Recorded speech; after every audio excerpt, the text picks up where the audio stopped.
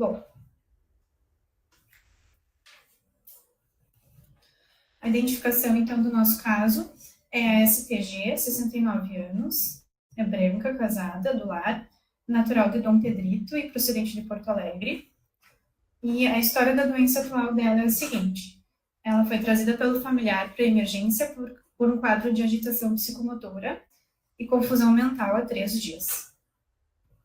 Dentro do quadro clínico da paciente, ela estava apresentando taquilalia, um discurso desorganizado e despertares noturnos para organizar a casa. Lembrando que essa paciente ela não tinha apresentado nenhum quadro semelhante a esse anteriormente.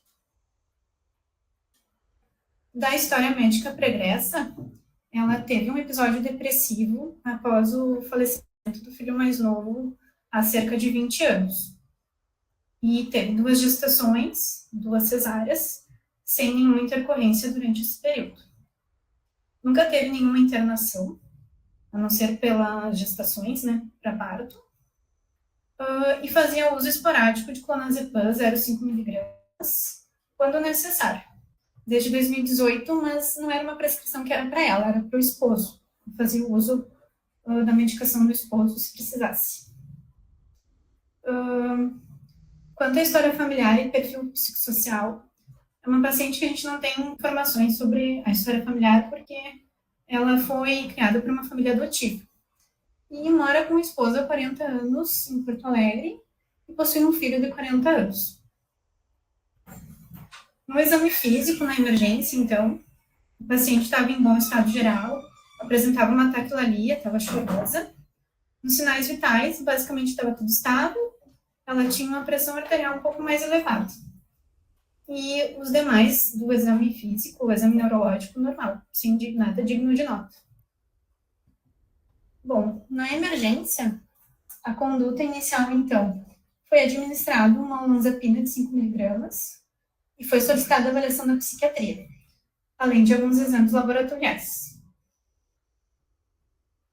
Bom, a psiquiatria foi avaliá-la, então, na emergência.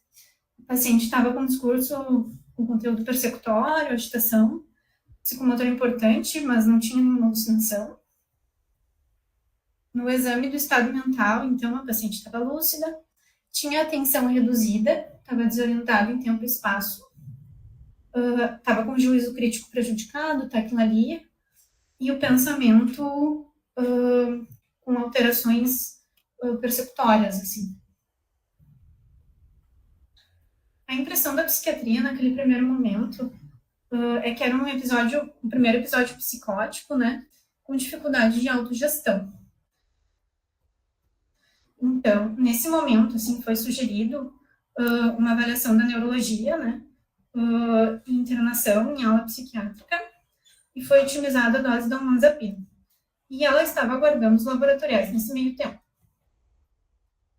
Bom, a neuro foi avaliá-la, então. No primeiro momento, os exames, o exame físico dela, não tinha nada que tivesse alteração, assim. E eles solicitaram também uma ressonância de crânio e uma punção lombar. O líquor dela, no primeiro momento, era um líquor límpido, e após subsequente avaliação, citologia, enfim, tudo normal. Na ressonância, não tinha nada assim que justificasse o quadro agudo da paciente. Ela tinha uma sequela isquêmica, uma área pequena na ínsula posterior esquerda, mas não era nada agudo. Nos exames laboratoriais, então, da paciente, na série vermelha ali, o paciente não tinha nenhuma alteração, mas tinha uma alteração importante do cálcio.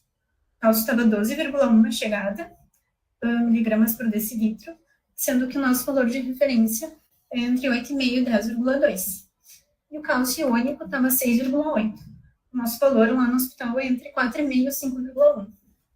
O fósforo estava 4,3. A vitamina D estava 14, mais baixa. E a albumina estava normal, dentro dos padrões de referência do hospital. Demais dos exames dela, ela tinha um colesterol total mais elevado e uma B12 um pouco mais baixa. Na sequência, já foi solicitado um PTH, que veio 260 picogramas por mililitro, e foi solicitada a avaliação da endocrinologia. No primeiro momento, então, quando a gente foi avaliar essa paciente, ela estava numa sala de observação, assim, da ala psiquiátrica, estava muito confusa, com um discurso desconexo, foi de difícil avaliação inicialmente, e a nossa impressão é que era muito provavelmente uma alteração comportamental associada à hipercalcemia, provavelmente associada ao hiperparatiroidismo primário e deficiência, e também associada a uma deficiência de vitamina D. A gente deixou uma hidratação para a paciente, então, 1.000 ml de soro fisiológico a correr. Na sequência, deixamos uma manutenção a 60 ml hora. E repetimos o perfil do cálcio para controle na rotina, que seria no dia seguinte. Nesse meio tempo, a psiquiatria otimizou também a dose da olanzapina dela, né? Foi aumentado para 5 miligramas de 8 em 8 horas. Bom, no segundo dia, então, a paciente persistia bem confusa, estava contida em leito, né? Estava recebendo hidratação 60 ml hora, e o cálcio havia reduzido bastante. De 12,1 foi para 10,7, cálcio total, e cálcio iônico de 6,8 para 6,14. Bom, a nossa conduta nesse dia, então, nós mantivemos a hidratação da paciente, deixamos uma dose de 7.000 unidades semanais de vitamina D, e a psiquiatria já tinha ajustado os antipsicóticos dela de 5 miligramas de olanzapina de 8 em 8 horas. No terceiro dia de avaliação, a paciente já estava orientada em tempo e espaço. Completamente desorientada, ela sabia onde estava, né? Não lembrava exatamente o que tinha acontecido com ela nos últimos dias, mas já estava orientada em tempo e espaço, o discurso estava adequado. Quanto aos exames, ela tinha tido tinha mantido os níveis de cálcio entre o segundo dia de avaliação e o terceiro, né? Então, se mantinha em 10,7 e o cálcio iônico estava 6,13. Nesse momento, nós suspendemos a hidratação da paciente endovenosa, né? E nós solicitamos alguns exames para investigação desse possível quadro de hiperparatireoidismo primário, né? Solicitamos uma cintilografia do paratireoide, que a gente consegue ver uma retenção do radiotraçador no terço médio do lobo tireoidiano esquerdo, né? Solicitamos também calciúria e creatinúria de 24 horas, mas não foi possível coletar. A gente tentou umas 3 vezes, mas por algumas questões lá da ala psiquiátrica, a gente não conseguia ter uma amostra adequada. Então, acabou não sendo coletado. Pedimos uma tomografia de abdômen total para identificação de possíveis litíase do aparelho urinário. Não foi evidenciado nenhum tipo de nefrocalcinose ou litíase no aparelho urinário, mas a gente evidenciou, viu na tomografia, né, essa lesão em rim esquerdo, que era uma imagem nodular, principalmente com realce pós-contraste, que até o radiologista aventou a possibilidade de ser uma lesão mais suspeita, né, na tomografia. E também solicitamos uma densitometria óssea. Tá? A densitometria óssea dela, dos sítios da coluna e do fêmur total, né? Ela veio com uma osteoporose em coluna, e em colo do fêmur e fêmur total veio com uma osteopenia. Nesse meio tempo, a avaliação da psiquiatria foi a seguinte, que ela estava tendo uma melhora substancial do quadro psiquiátrico, né? Após a correção da hipercalcemia, né? Ela chegou a ficar 8 dias internada na observação psiquiátrica lá, em uso de olanzapina, de 8 em 8 horas, mas com uma melhora muito expressiva após a correção do quadro da hipercalcemia. Eles mantiveram acompanhamento por parte da psiquiatria por conta desse episódio depressivo prévio que ela apresentou, né? e ela foi transferida para leito clínico para manter os cuidados com a endocrinologia do diagnóstico que ela teve. Da parte da neuro, não teve nenhum dado neurológico assim, que manteve ela sendo acompanhada pela neuro, então ela foi liberada. Né? Então, nesse sentido, foi descartado, então, as causas neurológicas que poderiam justificar o quadro. Na sequência, então, a gente entrou em contato com a cirurgia, né, para marcar o procedimento. Eles solicitaram uma tomografia de região cervical para o planejamento cirúrgico. E na imagem aqui a gente consegue ver uma lesão no lobo inferior da paratireoide esquerda, alongada cerca de 2 centímetros, e na paratireoide direita a gente vê uma lesão menor, mas também uma lesão sugestiva de adenoma. Então, foram ressecadas as paratireoides inferiores, confirmado por congelação, 2 adenomas, maior à esquerda, e no anátomo patológico a gente teve as paratireoides direitas e esquerdas com adenoma oncocítico e oxofílico de paratireoides. A avaliação no pós-operatório imediato, então, era uma paciente que ela estava bem na sala de recuperação, tinha um certo desconforto local, mas estava lúcida, orientada, estava bem. O Chevostectro soa e na avaliação estava negativo. Na avaliação, então, pós ali, laboratorial, isso foi cerca de 2 horas após o procedimento. PTH, então, estava 41,3, o fósforo 3,3 estava normal, o cálcio total ainda elevado, 11 miligramas por decilitro, e o cálcio iônico também, 6,07, também elevado.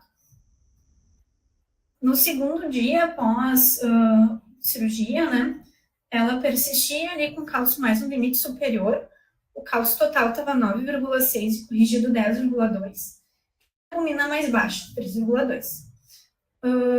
E no segundo dia, no caso, terceiro dia pós-cirurgia, né, no segundo PO, ela estava com fósforo um pouquinho mais no limite superior, um cálcio total de 7,9 e um cálcio corrigido de 8,5. E o cálcio iônico 4,8 normal. Né, dando um sinal aqui de talvez estar apresentando um hipoparatireoidismo transitório ali, funcional. Ela teve condição de alta hospitalar nesse dia já, então foi receitado um alendronato de 70 miligramas, uma vez na semana, 2 comprimidos de carbonato de cálcio e a vitamina D, 1.000 unidades por dia, tá? No retorno ambulatorial, então, ela foi consultar com a gente 2 semanas após o procedimento e retornou também com a psiquiatria e com a urologia para avaliação dessa lesão renal. Nesse retorno, então, com a endócrina, 2 semanas após, ela estava sem queixas, o cálcio corrigido dela estava 8,8 e a vitamina D 18. Ela não havia mais apresentado episódios semelhantes a esses, que levou à internação, tá? E estava em redução de dose da olanzapina. Quanto à questão da psiquiatria e da urologia, que foi avaliada na sequência, ela manteve, então, acompanhamento psiquiátrico, né? Foi avaliado alguns sintomas depressivos, assim, principalmente associado à perda do filho. Foi iniciada a mirtazapina e reduzida a olanzapina até a retirada. E a urologia avaliou ela da parte daquela lesão renal. Ela realizou até uma nefrectomia esquerda e era um angiomiolipoma. Não chegou a ser uma lesão mais carcinoma nem nada. Agora vou passar a palavra para minha colega. Então, boa noite a todos. Eu sou a Caroline. Vou dar seguimento à nossa aula, então. Agora a gente vai começar a parte mais de revisão de literatura. Então, aqui um breve cronograma do que a gente vai abordar nessa revisão. Então, a gente começa falando mais sobre causas gerais e endocrinológicas de manifestações neuropsiquiátricas, aborda um pouquinho sobre a respeito de etiologia e sintomas relacionados à hipercalcemia, manifestações neuropsiquiátricas que podem estar relacionadas à hipercalcemia.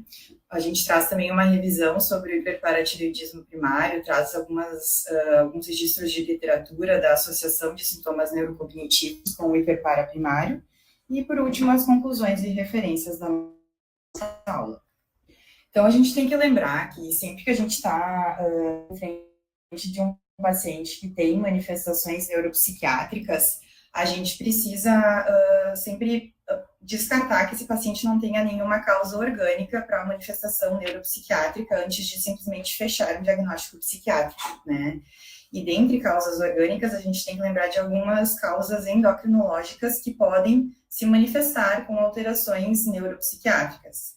Dentre elas, as doenças da tireoide, né? Tanto o hipo quanto o hipertireoidismo podem, em até 50% dos pacientes, então, ter alguma quadro de depressão ou ansiedade ou outros sintomas relacionados a distúrbios do humor. As doenças da adrenal, então, tanto o hiper quanto o hipocortisolismo também podem estar associados a quadros de confusão mental, depressão, psicose, mania e ansiedade. E as doenças da paratireoide, que foi o nosso caso apresentado, em que a gente tem quadros de hipercalcemia, que podem ser aguda ou crônica, e também podem cursar, então, com depressão, demência, confusão mental, e em quadros mais agudos e graves, inclusive com psicose.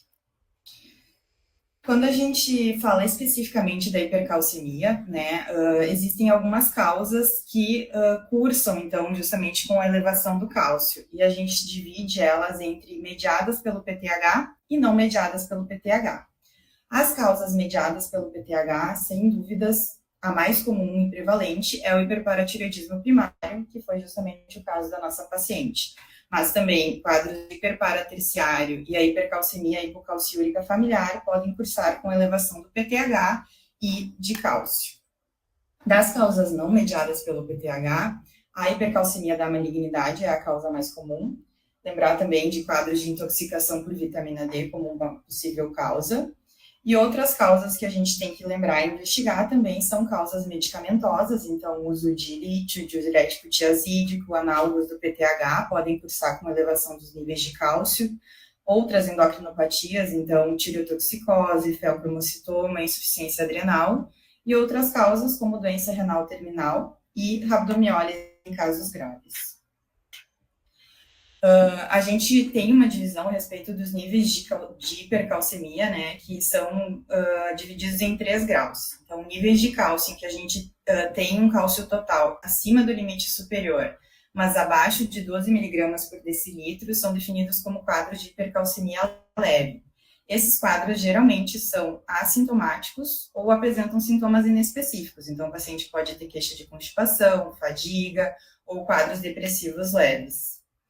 Em quadros de hipercalcemia moderada, a gente vai ter valores de cálcio, então, entre 12 a 14 miligramas por decilitro.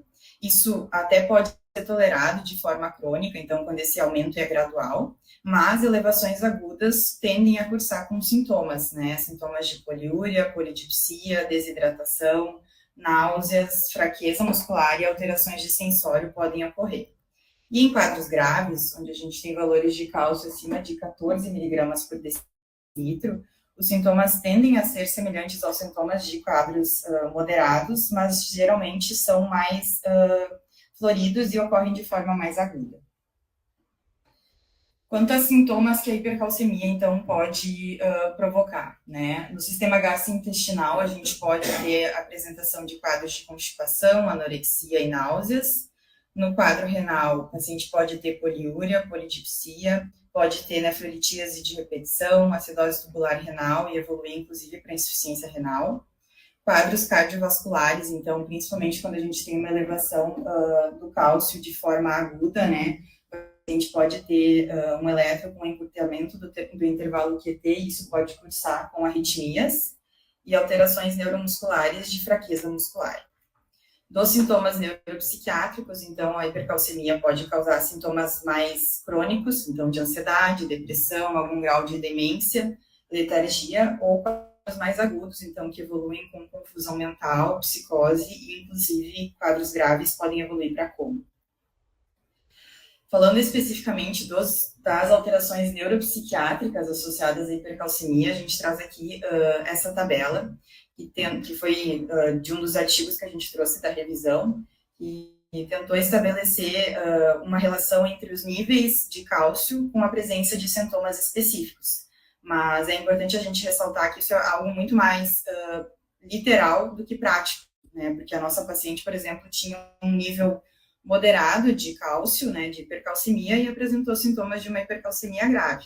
Mas quadros leves a moderados, então em que a gente tem um cálcio abaixo de 14 miligramas por decilitro, tendem a cursar com sintomas de depressão, apatia, irritabilidade, alguma labilidade emocional, enquanto níveis mais severos, com um cálcio acima de 14, já cursam com quadros de psicose, delírio, podem evoluir inclusive com catatonia e progredir para o coma. Os sintomas neuropsiquiátricos associados à hipercalcemia são mais comuns em idosos, e a causa mais comum é o hiperparatireoidismo primário, então, exatamente o quadro que a nossa paciente apresentou, né? Falando especificamente do hiperpara primário, a gente se baseou principalmente nessa parte da revisão no último guideline que foi publicado em 2022. Então, ele traz um dado de que vem tendo um aumento da prevalência do diagnóstico de hiperparatireoidismo primário hipercalcêmico nos últimos anos, principalmente relacionado a um aumento da solicitação de exames de cálcio sérico em exames de rotina. E aí, frente a isso, a gente tem, no momento, dois cenários distintos. Então, em países em que a dosagem de cálcio tem sido feita de forma mais rotineira, a gente tem tido um aumento da incidência da doença assintomática ou oligossintomática. Enquanto que em países em que a dosagem de cálcio ainda não é feita de forma rotineira, e aqui a gente inclui o Brasil, né, a gente tem uma maior incidência de casos sintomáticos. Quanto à fisiopatologia, então, de uma forma bem resumida, a gente tem, na verdade, o crescimento excessivo e desregulado do tecido paratireoidiano, com o que leva a um aumento da secreção do PTH. Associado a isso, a gente tem uma redução da expressão do receptor de detecção do cálcio na superfície das células.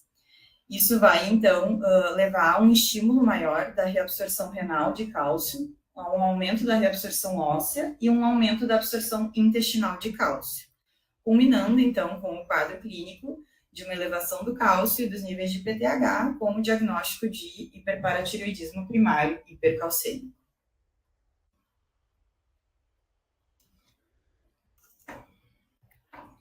Quanto ao diagnóstico, né, eu trago essa tabela que é bem conforme o que está descrito no último guideline. Então, o paciente apresenta uma elevação nos níveis de cálcio total e iônico.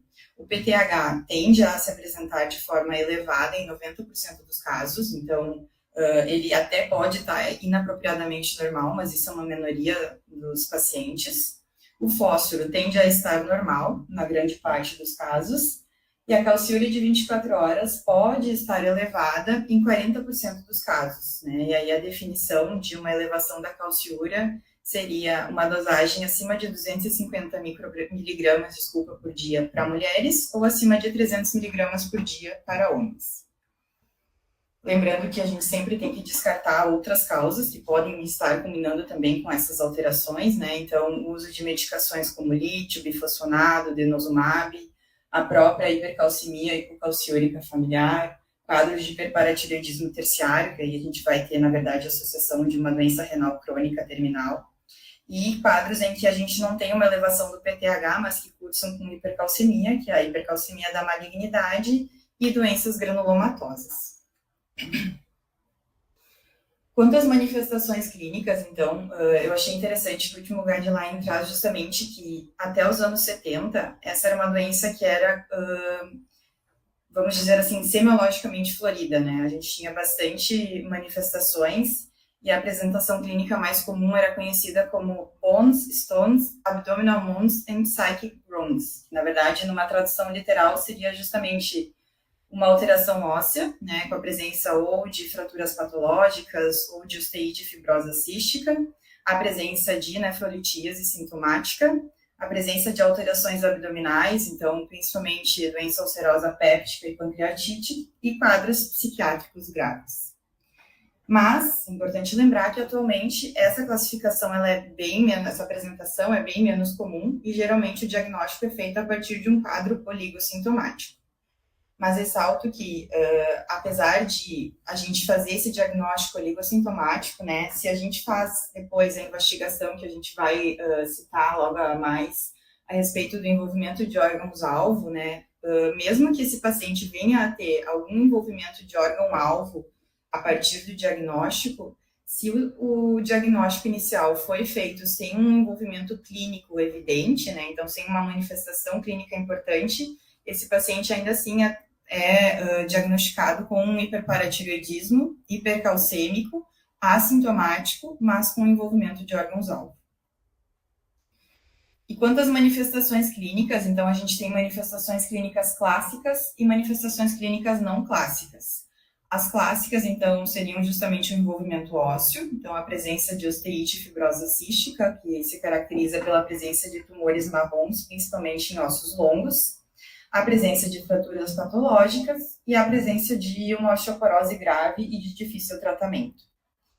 Alterações renais, então, 55% dos pacientes podem apresentar nefrolitíase sintomática, podem também ter nefrocalcinose e evoluir para quadros de doença renal crônica.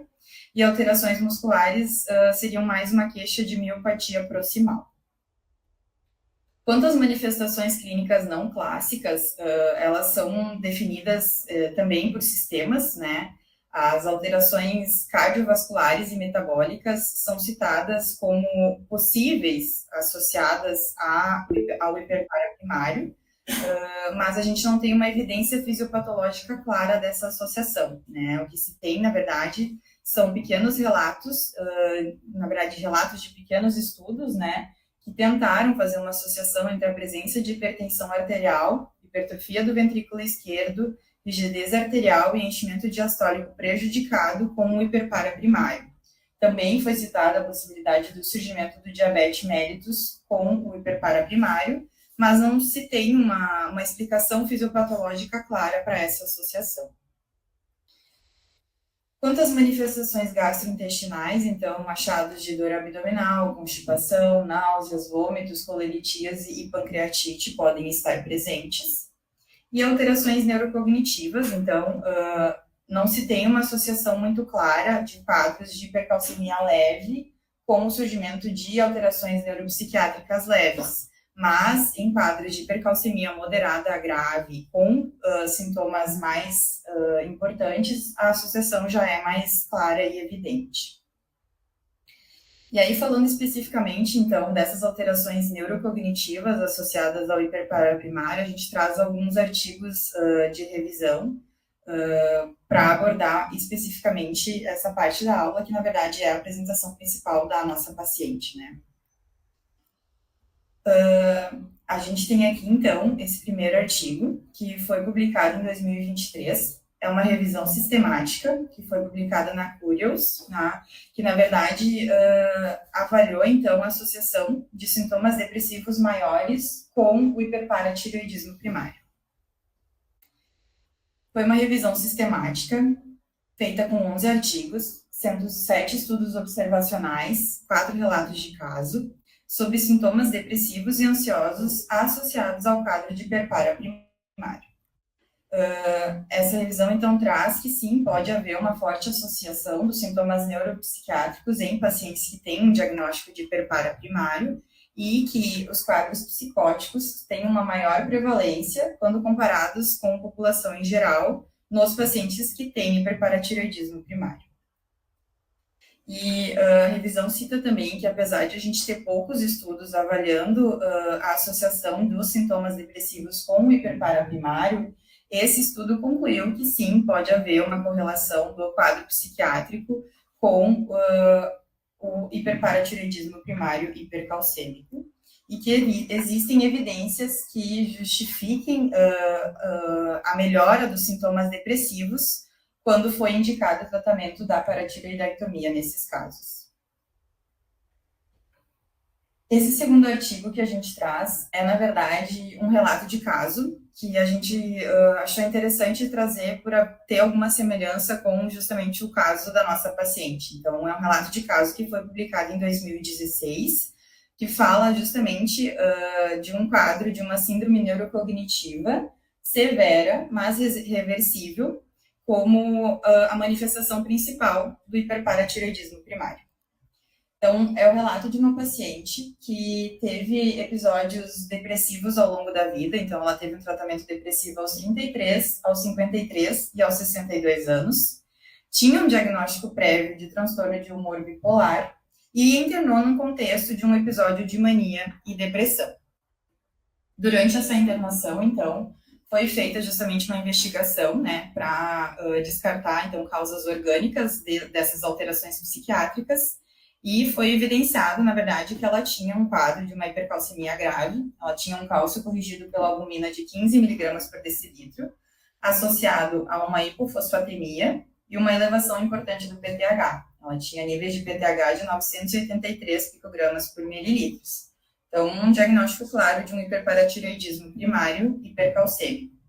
Nesse caso, foi optado por fazer uma eco de paratireoides, né, para identificar qual era a paratireoide hiperfuncionante, e foi evidenciada, então, uma calcificação na paratireoide inferior esquerda. Foi indicada a paratireoidectomia, e após a cirurgia, ela teve uma redução importante nos níveis de cálcio e uma melhora notável da saúde mental.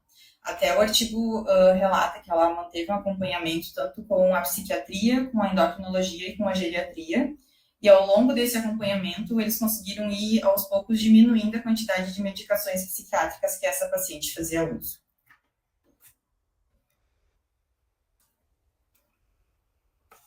Esse terceiro artigo de revisão é uma revisão clínica que traz, na verdade, uma revisão a respeito de sequelas psiquiátricas associadas ao hiperparatireoidismo primário. Foi publicado em 2021. E a gente achou interessante trazer, porque foi um dos poucos artigos que a gente encontrou que tenta explicar uma relação fisiopatológica do hiperpara primário com manifestações neurocognitivas, né? Também abordou a questão do diagnóstico e do manejo terapêutico, mas a gente não se ateve tanto a esse detalhe, porque esse artigo é de 2021 e a gente teve um novo guideline sobre diagnóstico e manejo em 2022. Então, foi uma revisão clínica que incluíram 76 artigos, incluindo relatos de caso, em que eles citam que as manifestações psiquiátricas associadas ao quadro de hiperpara primário são variáveis, mas que os sintomas mais comuns incluem justamente sintomas de depressão, fadiga, ansiedade e insônia. Em um dos estudos que essa revisão traz, eles citam uma prevalência de quadros depressivos de 75% nesses pacientes que têm o diagnóstico de hiperparatireoidismo primário, sendo que o quadro de delírio e psicose já tem uma prevalência bem menor. Quanto à fisiopatologia, então, eles citam que existem, na verdade, várias, 6 variáveis associadas ao quadro, e a gente traz aqui essa figura que é bem interessante, que o artigo traz, que, na verdade, cita como uma miscelânea fisiopatológica, né? Porque, como a gente pode ver, tanto o PTH quanto o cálcio, eles atravessam a barreira hematoencefálica, né? O PTH tem ação direta no nosso sistema nervoso central, porque a gente tem receptores de PTH no nosso sistema límbico. Associado a isso, o PTH também estimula a secreção de interleucina 6. Em associação com a ação da hipercalcemia, que tem como função diminuir a enzima tirosina hidroxilase, a gente tem, na verdade, uma redução da disponibilidade de neurotransmissores dopaminérgicos, e aí o paciente tende a cursar mais com quadros depressivos, como a gente pode ver aqui. Quando a gente tem uma função do PTH agindo mais na bomba sódio-potássio ATPase, inibindo essa bomba que faz, na verdade, a recaptação dos neurônios que estão ali dopaminérgica, né, dos neurotransmissores dopaminérgicos, associados ao efeito da hipercalcemia, com uma inibição da enzima monoaminoxidase e um aumento da recaptação de cálcio na fenda sináptica, a gente tem um aumento desses neurotransmissores disponíveis na fenda sináptica. Então, um aumento de serotonina, dopamina e norepinefrina. E aí o paciente tende a cursar, então, justamente com um polo oposto, né? Sintomas mais de delírio, psicose e mania. Então, para ver como realmente é uma coisa que depende muito de qual mecanismo de funcionamento que vai predominar em cada quadro. Então, revisando assim mais essa parte específica de alterações neurocognitivas, né, a gente volta para as indicações de tratamento cirúrgico do hiperpara primário, né? A gente cita tratamento cirúrgico porque, na verdade, é o único tratamento definitivo. E o tratamento justamente visa o objetivo de atingir a cura bioquímica do quadro, que é caracterizada pela normalização dos níveis de cálcio e de PTH. Então, para casos sintomáticos, a gente tem indicações bem claras, né? Pacientes que têm uma hipercalcemia acentuada, sintomática, ou evidência de nefrolitíase sintomática, ou presença de fraturas por fragilidade, tem indicação de paratireoidectomia.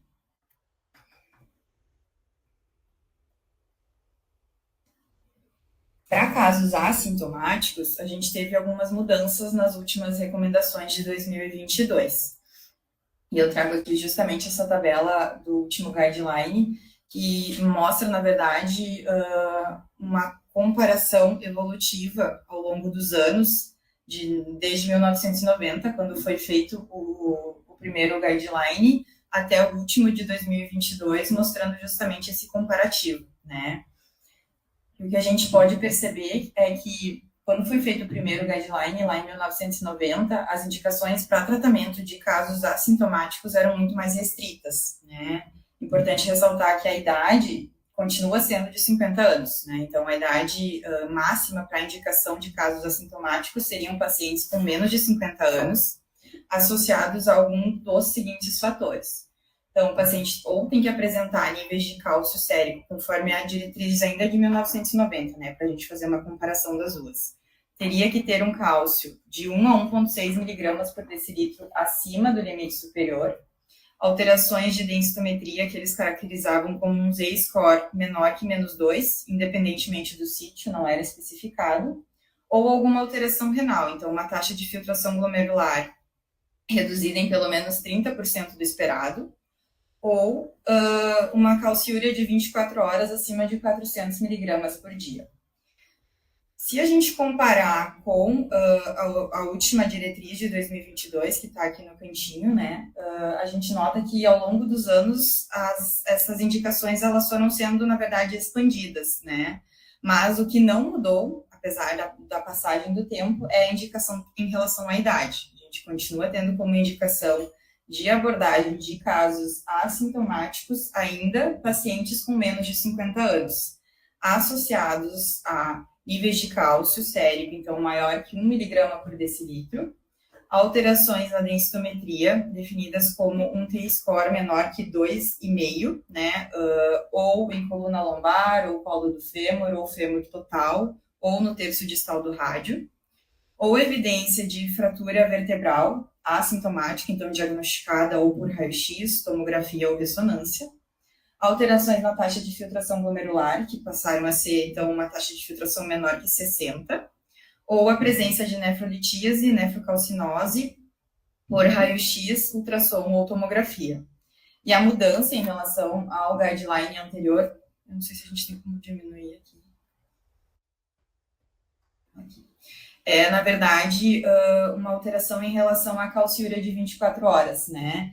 Que os valores mudaram, então passou agora a gente definir como uma indicação a presença de uma calciúria de 24 horas maior que 250 miligramas por dia em mulheres, ou acima de 300 miligramas por dia em homens. Então, essa foi a principal alteração em relação à diretriz anterior.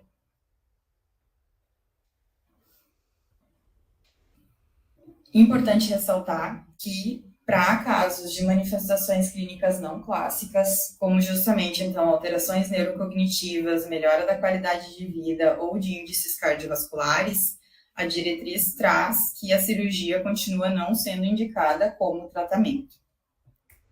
Porém, a gente traz aqui um artigo de revisão publicado ano passado no Jornal da Endocrine Society, que justamente questiona, né, se os critérios para tratamento cirúrgico do hiperpara primário assintomático não deveriam ser expandidos em pacientes idosos. Então, esse estudo é um estudo retrospectivo. Ele avaliou pacientes com mais de 50 anos que foram submetidos à paratireoidectomia entre o período de 2012 e 2020. Esses pacientes foram reclassificados conforme indicação cirúrgica da última diretriz de 2022 e divididos em duas classificações, né? Eles foram classificados conforme indicação cirúrgica dos novos critérios da diretriz, então divididos em critérios clássicos, hiperpara assintomático ou nenhum critério atendido. E classificados também conforme a faixa etária, entre grupos de 50 a 59 anos, 60 a 69 e acima de 70 anos. Dos 1.182 pacientes avaliados nesse estudo, 31% apresentavam, então, sintomas clássicos como indicação para cirurgia, 56% eram assintomáticos, mas com critérios por envolvimento de órgão-alvo, então com indicação para cirurgia, e 13% não apresentavam nenhum critério conforme a última diretriz, sendo que as indicações mais comuns para a cirurgia foram justamente hipercalcemia, osteoporose e nefrolitíase. E alguns dados interessantes que o estudo traz, então, é justamente se a gente tivesse uma expansão em relação à idade dos pacientes que teriam indicação de abordagem cirúrgica, né?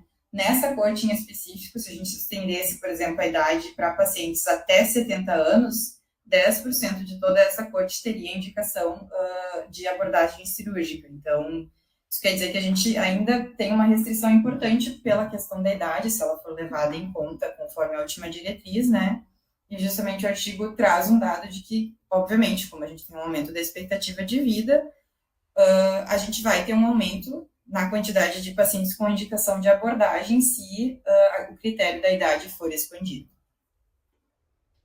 E dos pacientes que não preencheram critérios cirúrgicos conforme indicado na diretriz de 2022, os sintomas neurocognitivos e a osteopenia justamente foram os achados mais observados que acabaram levando, então, os profissionais a indicar o tratamento cirúrgico. E o estudo conclui, então, que independentemente da idade, se as indicações cirúrgicas fossem expandidas e passassem a incluir, então, por exemplo, sintomas neurocognitivos, nessa corte em específico, 10% dos pacientes preencheriam critérios cirúrgicos para abordagem se fosse levado em conta, então, o quadro de sintomas neurocognitivos como uma indicação de cirurgia. Então, na verdade, fica um questionamento para justamente, inclusive, perante toda a nossa revisão, né, da questão, inclusive, fisiopatológica que a gente tem envolvida com a questão do hiperpara e sintomas neurocognitivos, se essas indicações não precisariam justamente ser revisadas. Então, para a gente trazer algumas conclusões a respeito do que a gente revisou, então é importante a gente lembrar que conforme a gente começou falando lá na aula, né, sempre que o paciente apresenta algum sintoma neurocognitivo, a gente precisa fazer uma avaliação laboratorial e descartar causas orgânicas desses sintomas. Da nossa parte endocrinológica, é importante a gente lembrar de dosar os níveis do cálcio, avaliar a função tireoidiana e também o perfil metabólico, para justamente descartar causas orgânicas irreversíveis, né? Em quadros de hipercalcemia, lembrar que o hiperparatireoidismo é a patologia mais prevalente e por causa disso, justamente, a prevalência do hiperpara assintomático vem aumentando, justamente porque a gente vem dosando o nível de cálcio de forma mais rotineira, então a gente acaba tendo quadros mais assintomáticos ou oligossintomáticos ao diagnóstico. As indicações para tratamento cirúrgico de casos sintomáticos ou assintomáticos com envolvimento de órgãos-alvos são bem definidas, né, conforme a gente revisou. mas a gente ainda, na verdade, tem poucas evidências para indicar tratamento cirúrgico em casos de envolvimento neurocognitivo como única manifestação do hiperparatireoidismo, né? E aí, para a gente concluir, eu trago essa linha do tempo para trazer alguns questionamentos e algumas dúvidas, inclusive, para a discussão, né? Então, em 1990, quando foi publicada a primeira diretriz sobre o tratamento do hiperpara primário, a idade para tratamento era pacientes com menos de 50 anos, como a gente viu antes, né, associado a casos assintomáticos. E essa idade, apesar de atualizações na diretriz, não se alterou desde a primeira diretriz, né? Mas fica justamente um questionamento, porque a gente sabe que ao longo das décadas a expectativa de vida da população vem aumentando. Associado a isso, a gente vem tendo uma melhora das técnicas cirúrgicas, com um aumento da segurança e um baixo risco de complicações associada ao tratamento, né? Então, fica justamente um questionamento, né? Se essa questão da idade, ela é realmente um impeditivo ou se não é válido a gente reavaliar essa questão da idade máxima de 50 anos para a abordagem cirúrgica desses quadros, né? Associado a isso, falando especificamente dos sintomas neurocognitivos, a gente sabe que, na verdade, e a diretriz mesmo traz isso, a gente tem poucos estudos que analisam a presença de sintomas neurocognitivos como uma indicação de tratamento cirúrgico do hiperpara primário. Mas, dos poucos estudos que a gente tem, todos eles relatam que os pacientes mesmo trazem melhoria dos sintomas, tanto de quadros relacionados ao humor, quanto da funcionalidade social e da vitalidade após a realização da paratireoidectomia. Então, fica justamente um questionamento se, baseado em tudo o que a gente trouxe nessa revisão, se os sintomas neurocognitivos também não deveriam ser levados em consideração como uma possibilidade de indicação de abordagem cirúrgica desses quadros. E para a gente concluir, então, né, obviamente, todos esses estudos que a gente trouxe, que foi o que a gente achou na literatura, né, são estudos pequenos, então a gente precisa de mais ensaios clínicos randomizados, estudos maiores que visem revisar a presença de sintomas neurocognitivos como uma indicação cirúrgica em pacientes que eu até coloco entre aspas como assintomáticos, porque na verdade eles têm um sintoma que a gente viu que pode ser relacionado ao hiperpara, né? Mas as evidências que a gente tem até o momento sugerem que sim, esses pacientes podem ter uma melhora sintomática do quadro neurocognitivo quando operados do hiperpara primário hipercalcêmico. Então, gostaríamos de agradecer a presença de todo mundo, né? E fazer um agradecimento especial aos nossos chefes, ao Dr. Leonardo, que cedeu a apresentação desse caso, né, de uma paciente que era dele, né, e ao Dr. Sérgio Almeida, que foi o nosso orientador na nossa aula. Muito obrigada.